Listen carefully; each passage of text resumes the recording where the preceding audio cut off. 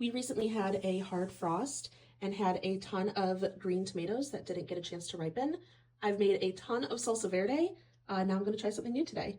If you don't have this book, you should get it. I've found so many of my canning recipes in here. The Ball Complete Book of Home Preserving. And today we're going to try the dilled green tomatoes. The recipe says you can halve or quarter the tomatoes. I'm just going to do whatever makes sense for the tomato I'm cutting and see how it turns out. I'm not doing a huge batch today because I'm not sure if I'm even going to like these, but we'll give them a shot. I'm trying to not let them go to waste if at all possible. I'm going to go ahead and get my water bath canner filled up with water so we can get that on the stove. And this recipe calls for 3.5 cups of vinegar. We're going to do equal parts vinegar and water.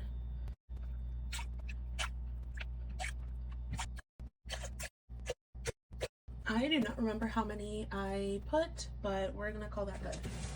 The recipe also calls for 1/4 cup of pickling and preserving salt.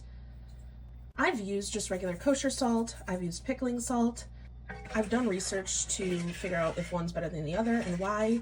The only difference I can see is that the pickling salt makes it so the water isn't cloudy, but it shouldn't affect the pH or if it's safe for canning or not, but do your own research on that. But I did use pickling salt for this recipe. While we're waiting for the brine to boil, I'm going to get my jars in the oven. This is how I heat mine up. Some people put them in the water to heat them up. Either works. I just prefer this way. Grab my first jar. For each jar, I'm going to add some dill weed because I don't have fresh dill, a bay leaf, some garlic, and pickle crisp. I'm hoping that just helps keep the tomatoes a little more firm than they would have been otherwise. We don't need a lot of the pickle crisp since we're just doing a pint, so I'm just going to grab a little bit, sprinkle that in there.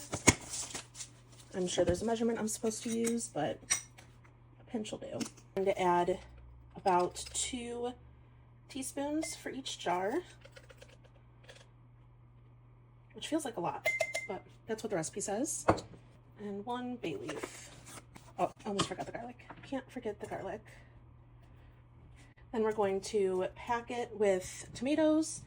The recipe says to leave, let's see, 1/2 inch of headspace, including the liquid. If you don't have one of these, you should have one. It tells you exactly how much headspace you have, which we're doing 1/2 inch. And then we'll add our brine, again, up to 1/2 inch. Apparently I can't talk and do something at the same time, so bear with me. Looking good. And then we want to make sure we get all the air bubbles out. I've always been told not to use something metal for this. Honestly, I have no idea why. Because people use like metal funnels and stuff, but yeah, I just have a little plastic thing. Check the headspace one more time. Now that I've let all the bubbles out, we are a little bit low. I'm gonna add the littlest bit more brine. All right, go ahead, set that aside. Then we're gonna do this until we're out of tomatoes. Putting your lids in warm water helps to loosen up the rubber seal. This next step is, in my opinion, the most important step.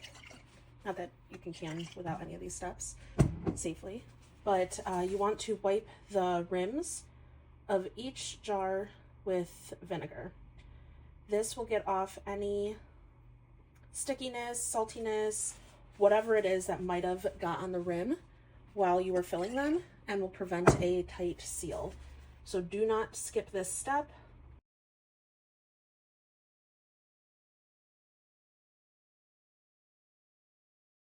And then we're gonna put a lid on each one.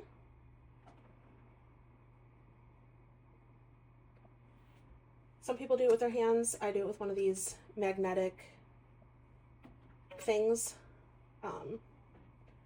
just to make sure I don't touch that rubber seal and get my skin oils on it. That will also keep it from sealing. So whether you do it with a hand or you do it with the magnetized tool. Oh, see, I just dipped that one in. I'm not gonna use this one. Good thing I have an extra.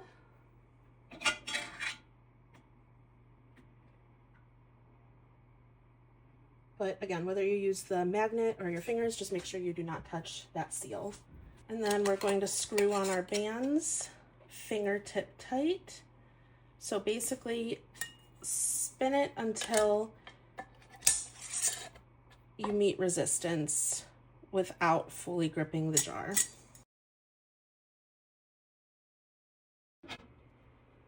We'll go ahead and load up our jars into the water bath canner. Lower this in. Once it reaches a full rapid boil, you'll start a timer for 15 minutes to process, but wait till it is at a full boil to do that.